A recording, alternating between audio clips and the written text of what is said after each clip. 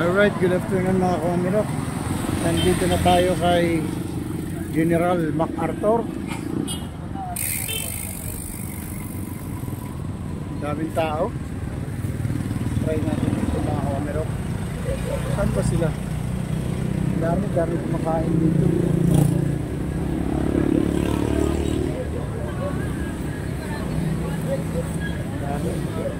Daming kakanin.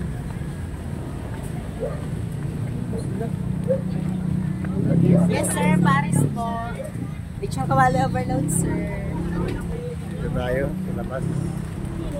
Mas tayo mga kawamirok. Yun. Doon sila. Kita ka natin sila mga kawamirok.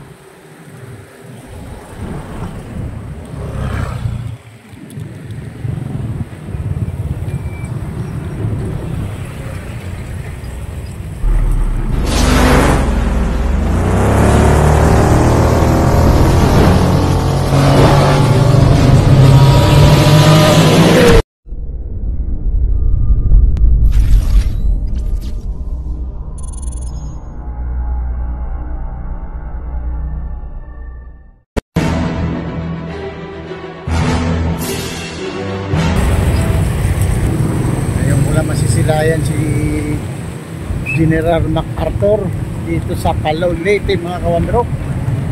Yan, naglalakad tayo ngayon dito sa Calao, Leyte. Alright.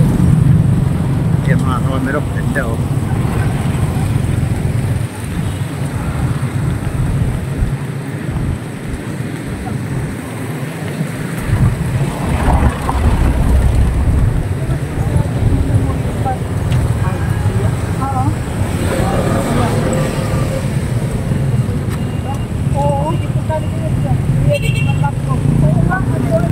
Muna tayo.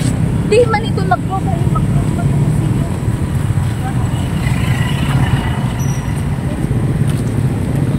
Ayan. Dito na muna kami sa museum. Sa museum na muna kami. Dito muna kami mga kawamirok. Ano? So good mga alaga. Alright. Ayan o. MacArthur Landing Memorial National Park. Alright. So, dito kami sa museum mga kawamirok.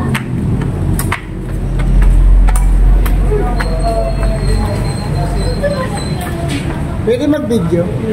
Okay, salamat. First time.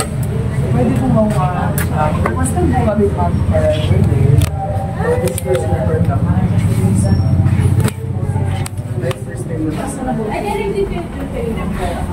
Mick, sulat mo na lang, Mia. Mabuhay, welcome to the Leyte Tourism and Historical Photo Exhibit. Alright. Hi, buddy.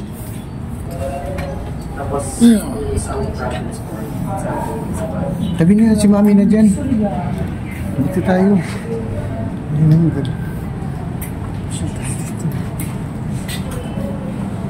Ito pala yung mga kawamirok.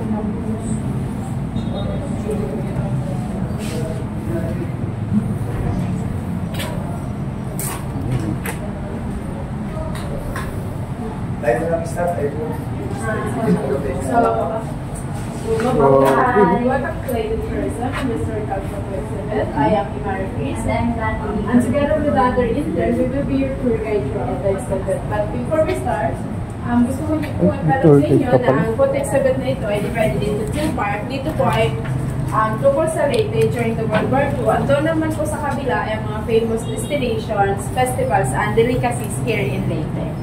Okay, so simulan na po natin sa side na to. Ayan, upon entering, napansin nyo po meron tayong tatlong standees, di ba? So yung tatlong standees natin ito ay rine-representa nila yung mga replica ng mga uniform na sinuot during the Second World War dito po sa Leyte. Ito po siya, ang suot niya ay sa mga uniform ng Commander Guerrilla. Tapos ito naman po, sa inyong kaliwa, ang uniform niya ay sa US Army. Tapos yung nasa likod niyo po, yung maliit na yun, yung uniform niya. Ito yun sa likod, mga kawan. Filipino guerrilla. Kaya po malaki sa kanila kasi binigay po sa kanila ng mga US Army. Yes. Pero disclaimer po, yung mga pieces nila, models lang sila. Hindi sila yung actual talaga ng mga tao na nagsuot. And meron po tayo ditong dalawang mapa. Sa inyong pong kanan ay ang dating mapa ng Leyte, used as a strategic map during the stay of General Douglas MacArthur. So, mapapansin natin, malaki po siya kasi ang Biliran, Leyte at Southern Leyte ay connected pa po sila sa isa't isa. Pero pagkalipas din ng mga ilang taon, meron na pong tatlong provinces. Ang province of Biliran, Leyte at Southern Leyte. Mga kawan, very informative. And sa inyong kaliwa naman po, ito na po yung bagong mapa ng Leyte. Mas may sino po siya, wala na ang Biliran at Leyte. So ngayon po kayo ay nasa Leyte. And mapapansin natin, meron pong 11 black flags. Kasi po sila po yung 11 bravest municipalities. Bravest sapagkat noong pananakop ng mga Hapones, sila yung mga municipalities na nakaranas ng pang-aabuso at pagmamalupit mula sa kamay ng mga Hapones. Yes po. And dito po sa side, ito po black and white photos. Ito po yung actual photos ng 11 bravest municipalities during the World War II. Yan talaga ang actual map. Yes po. At ayun po sa mga colored, yun po yung sa present time. Si Blood na talaga siya. Kasi naunang picture na yan. You can proceed here para mas makita nyo ba Ito yung actual na talaga. Ito yung mga sa present time. Grabe pala, no? Ito yung color. And yung mga kasalukuyan na po yan. And familiar po kayo sa Metropolitan Palong Cathedral? Hindi pa. Hindi pa so, po. ito po siya during World War II. Nagsilbi po siya Mga kawan, merong evacuation center at hospital actual kung saan photo. yung mga subatang sundalo doon dinadala at Actual photo yan. Ngayon po, Totoo talaga 429 yan. years old na po siya. Isa sa pinakamantagang churches dito sa Leyte. Ito yung bago. Ayun po siya ngayon, yung color yellow sa ibaba ng boardwalk. Yan po yung, yes po, final renovation.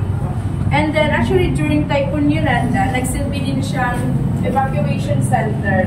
And dyan po sa kanyang right side, dyan po sa may mga puno, dyan po sa may mga angel po yan.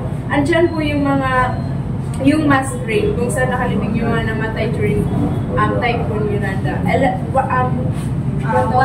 bodies po, pero 291 lang yung identified. Natakulan, di na talaga na-recover. And dito naman po, ito po dalawang lalabing to.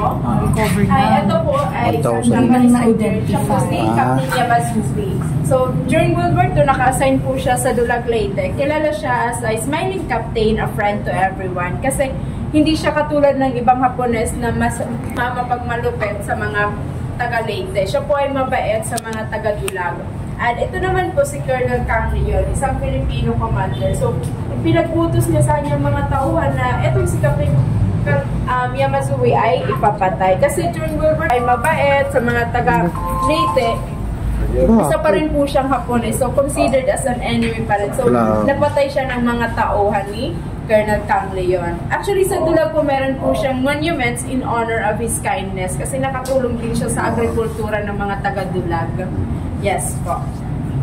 And ito naman po, kung makikita nyo dito po sa side na to, ito yung old capital natin dito sa Leyte. So yung significance niya is during the Second World War, nagsilbi po itong temporary Malacanang during the Commonwealth government. Tapos dito rin po in-announce ni General Douglas MacArthur bilang president ng Commonwealth government si Sergio Osmeña.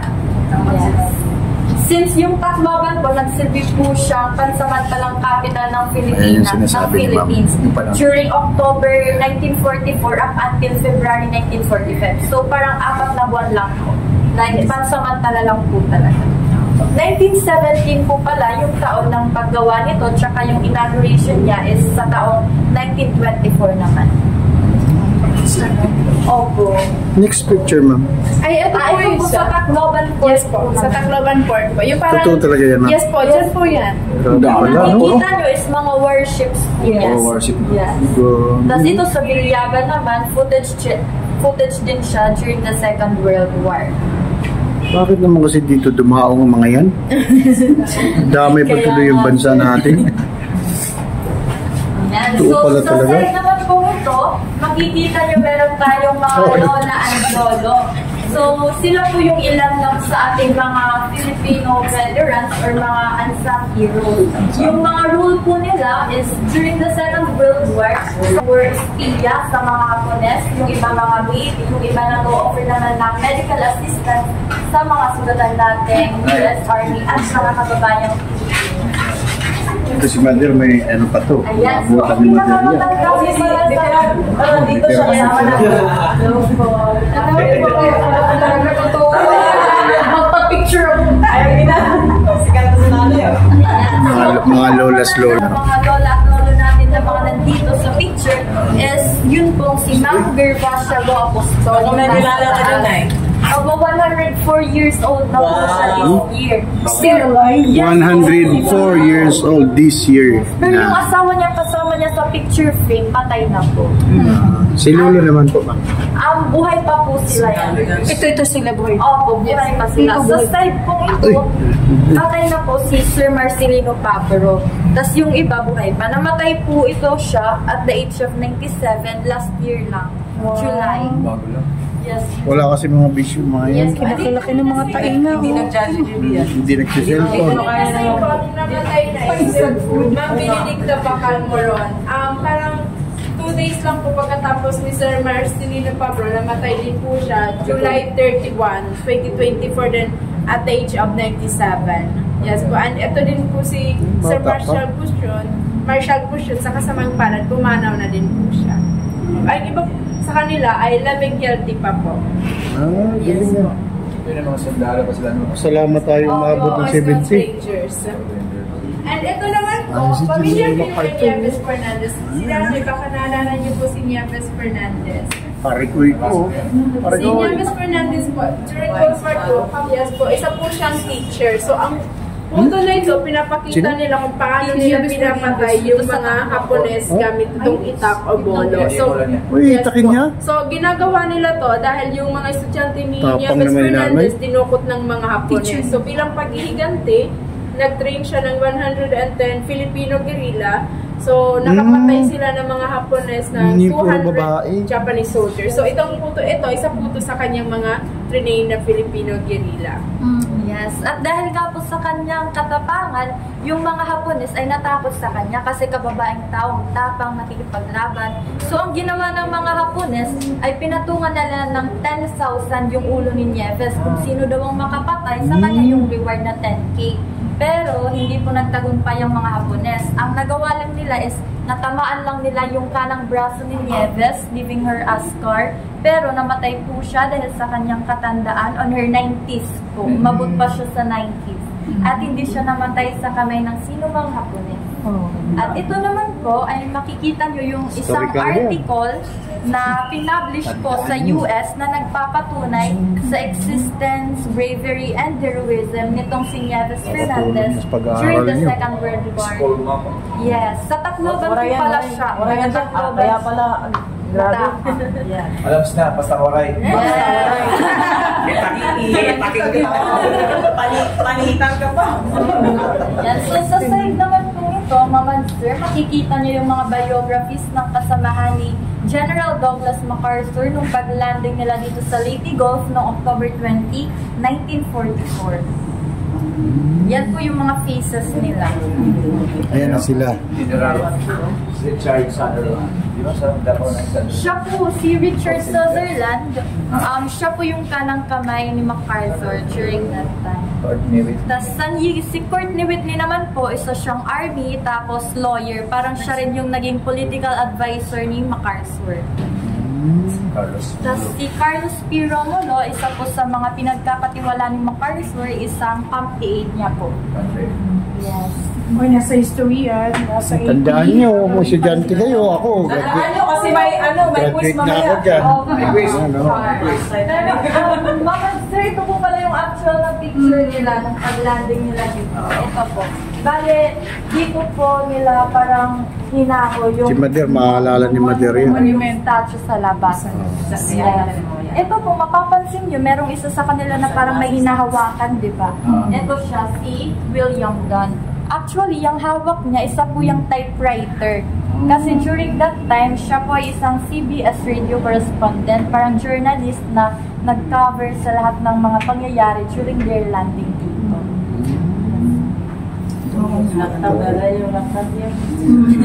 Very dedicated talaga. Typewriter. Typewriter. Apa dire? Yes, siya po A yung... dedication to our fallen heroes, to the soldier who fought. What? The Howard Beaches of Leyte, we salute you. We thank you for your Yes, service, Carlos Piro, sacrifice tapos, for the freedom of our beloved motherland. The honors are to give today for your sacrifice of yesterday. May the good Lord give you rest, His eternal coming ground. From the grateful people of Leyte, our Lord. Ay, dami pa At rin. ito naman po, Uy, mapapansin niyo meron yung pa.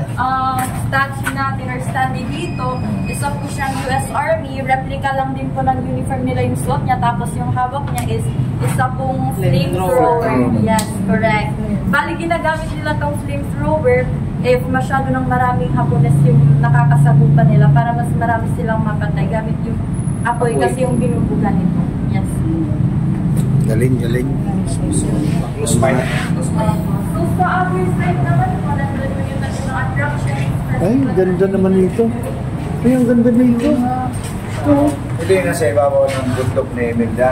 Doon sa Tolosa. Tolosa, parang ganyan na tayo. Ay!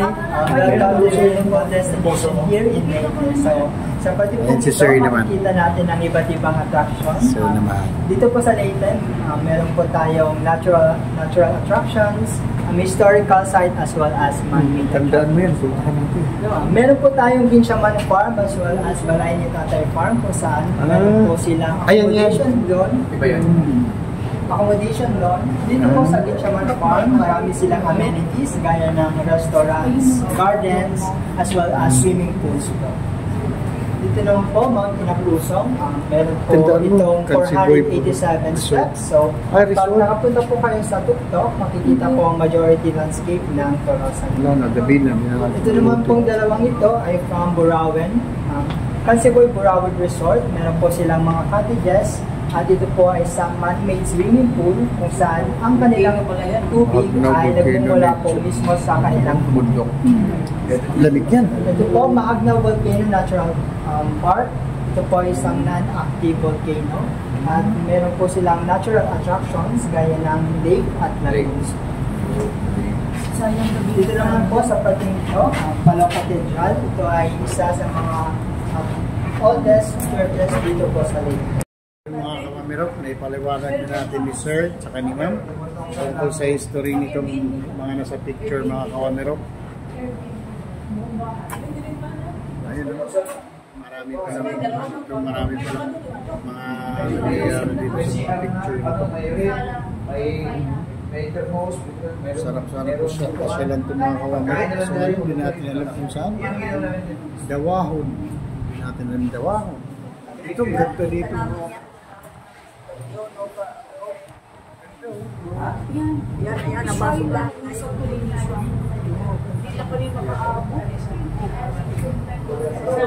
Dito lang po sa Leyte, mga kawamirok. Dito lang yan. Ganda naman dito. Ayan o. Sarap po na ito. Alright, mga kawamirok. Yan lang. Ang mga natutunan natin kasaysayan dito kay General MacArthur. At nandito naman si General Bertzi. Ito si Colonel Joy Joy. Dito ko na lang tapusin itong aking vlog. Nandito tayo ngayon sa Museum ng Palo, Leyte. Alright, sa mga nanonood. Alam mo yung palo? Paypay tsaka kalo. Paypay kalo din. Kaya tinawag pala na palo, yung papaypay. Yung lo, kalo. O yun. Maraming salamat sa mga nag-ano dito sa atin sa loob ng museum. Si Ma'am at saka si Sir. Dito ko na itapusin itong aking vlog. This is Wamirok Motorride. Alright, thank you. Mga kawamirok, nandito na tayo sa Pinaka-Plaza. Ayun. Ganda rito mga kawamirok. Wala nang araw. Tamang-tama yung pasyal namin dito. Medyo malilim na. Wow. Ganda oh. Maalon. Ito na yun. Sa wakas, narating ko rin. Nakita ko na rin siya. Ayan, ganda. Naka-ano pa mga kawamero ko. Parang ano. Ayun oh. Daming tao.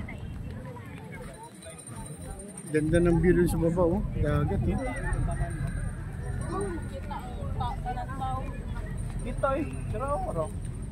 Alright. Dito na si General MacArthur. Yun oh. Late ko na ko, Charlie. Unya na. Dire. Yung si General MacArthur na sa lamin pa. Alright. Picture muna tayo mga kawamerok. Ganda oh. Alright mga kawamerok. Ilan sila yan? 1, 2, 3, 4, 5, 6, 7. Ang pintong mandirigma. Nandito ngayon sa tabi natin. Ayan mga kawamerok oh. Diba? Kuha na rin natin. Nabidyohan na rin. Alright. Dito lang to sa may Paypay o Kalo. Alam mo ba kung ano yung alam niyo ba mga kawamerok meaning ng palo? Yan yung Paypay tsaka Kalo. Kaya palo. Leyte. Uy, sa baba. Picture tayo sa Boulevard. Alright. Dito sa baba tayo. Baba. Ayan Mio. Ganda oh. Yan. Alright. Nandito kami ngayon sa may Palo Leyte. Ayan oh. Daming kumakain dito mga kawamirok. Daming kumakain oh. Oh. Ang saya-saya. Ayan si Ma'am oh. Ang ganda-ganda. Alright.